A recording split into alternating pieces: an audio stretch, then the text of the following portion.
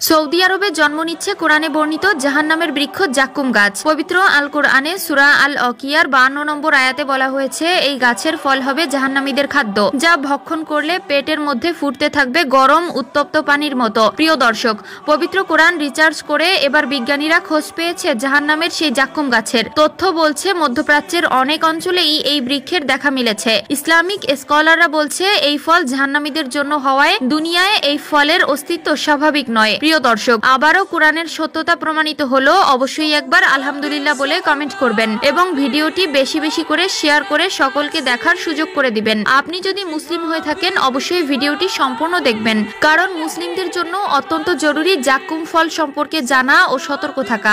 জাক্কুম ফল জাহান্নামীদের জন্য কতটা ভয়ঙ্কর ভিডিওটি সম্পূর্ণ দেখলে বুঝতে পারবেন।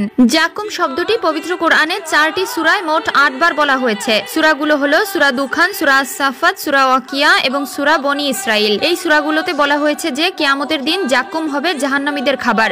সূরা আস-সাফাতে আল্লাহ তাআলা বলেন, জাহান্নামীদের আপ্যায়নের জন্য কি জাক্কুম বৃক্ষ যথেষ্ট নয়? এই বৃক্ষ সীমালঙ্ঘনকারীদের জন্য সৃষ্টি করেছি পরীক্ষা স্বরূপ। এই ফল জাহান্নামের তলদেশ থেকে উৎপন্ন হয়। এই ফল দেখতে শয়তানের মাথার মতো। এই ফল সীমালঙ্ঘনকারীরা ভক্ষণ করবে এবং তাদের ক্ষুধা নিবারণ করবে। তাফসীরে এসেছে, এই খাবার পচে গলে যাওয়া অতিশয় দুর্গন্ধযুক্ত খাবার। গলিত পিতলের মতো স্বাদ আসবে, বরং তার চেয়ে আরো খারাপ। ফলগুলো তাদের শরীরে ও মুখে জ্বলন্ত অঙ্গার স্বরূপ হবে। জাক্কুম গাছ দেখতে কি ভয়াবহ আর বিভৎস।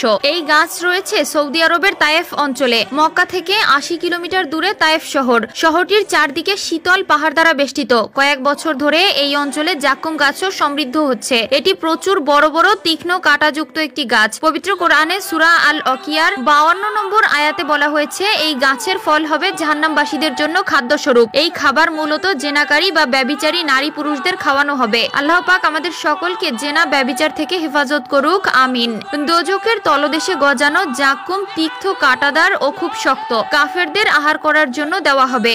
ওরা যখন খেতে আরম্ভ করবে তখন গলায় ফেসে যাবে। তারা পানি চাইবে, তখন নির্দেশ হবে জাহিম, দোজখ হতে পানি পান করানোর। পানি মুখে নেওয়ার সাথে সাথে ঠোঁট জ্বলে ঝলসে যাবে এবং তা কপাল ও বক্ষে গড়াতে থাকবে। জিহ্বা বেঁকে যাবে, কণ্ঠনালী গলিত হয়ে ছিন্ন ভিন্ন হয়ে যাবে। নারী ভুঁড়িগুলো ফেটে পায়খানার পথ দিয়ে বের হবে। এই অস্থির অবস্থায় জাহান্নামের দারোগার সামনে জাহান্নামীরা আহাজারি করে বলবে, আমাদেরকে মেরে ফেলো যাতে আমরা এসব বিপদ হতে রক্ষা পাই। 1000 বছর পর ওই দারোগা জবাব দেবে, তোমরা সর্বদাই এখানে থাকবে।